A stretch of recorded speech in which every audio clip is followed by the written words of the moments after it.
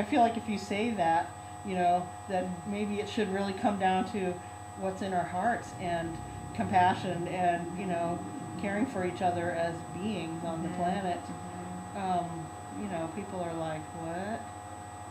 Like that's too You're such a wishy-washy. girl. Yeah. Whatever, Stop yeah. being such a hippie. Yeah. But what else could it be, right? I mean, it has to come down to your heart. Because all of us, every single person on this planet is living their life from their own existence and trying to follow their heart. If there's anything else to do, I mean, sure, there's a million things to do, and they're all,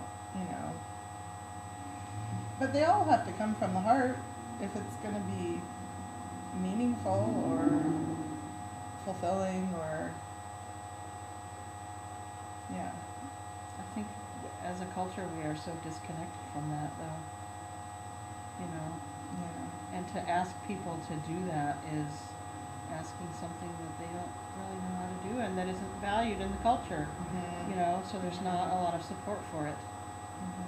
Makes me think about trauma and dissociation and the ways that I feel like people in this culture,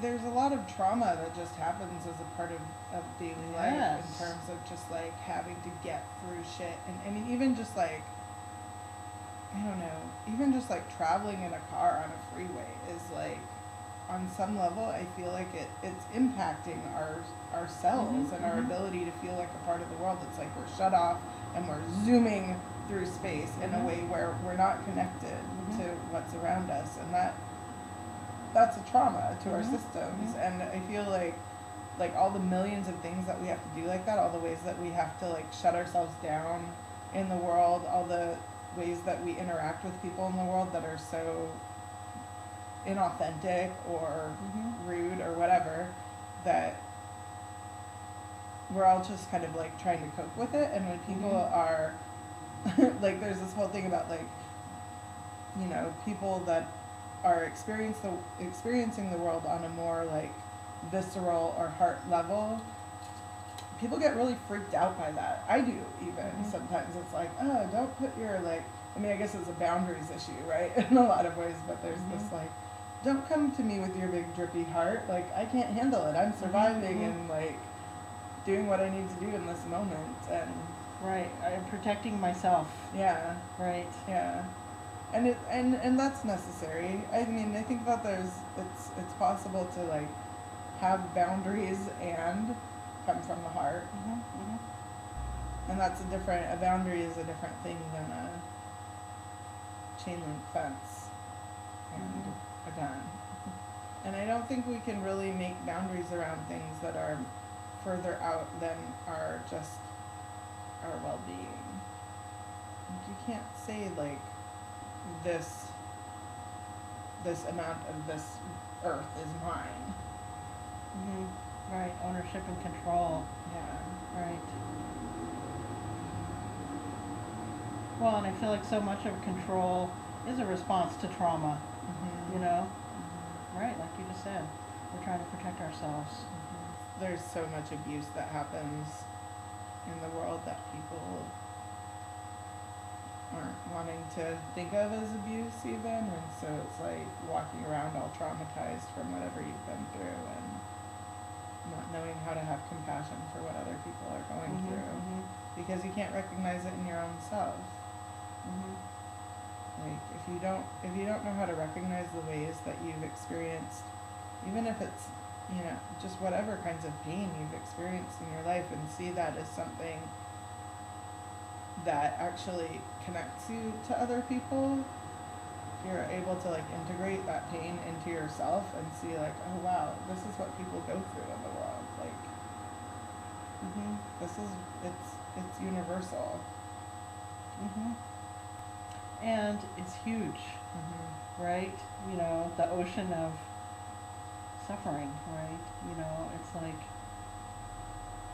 in Buddhism they sometimes talk about, rather than saying I'm sad and identifying with the sadness and it being yours, thinking about it in terms of I am experiencing the sadness, right? The ocean of sadness that we all experience at one point or another, you know.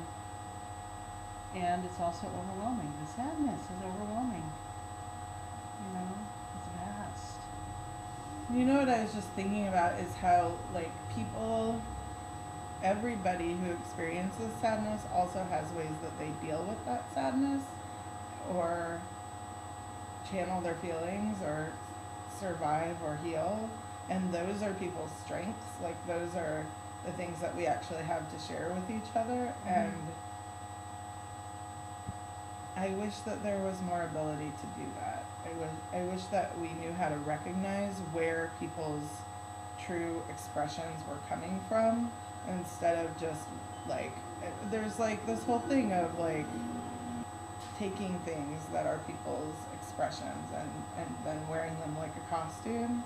But it's like we all have our experiences and our histories and lineage and connection to the earth and stories that we can bring through ourselves, and then by knowing ourselves in that way, recognize that in other people and be able to connect, instead of just saying, like, I want what you have and I'm gonna take it because I have that power.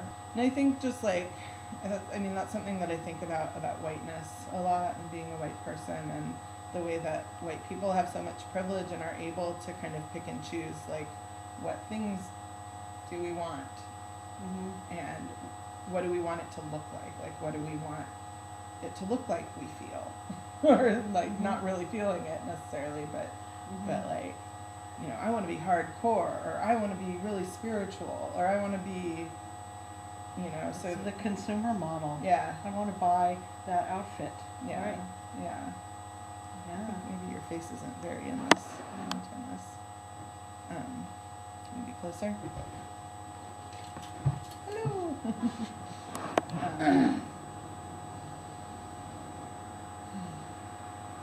Yeah, it's we're so wrapped up in our images of ourselves and our egos.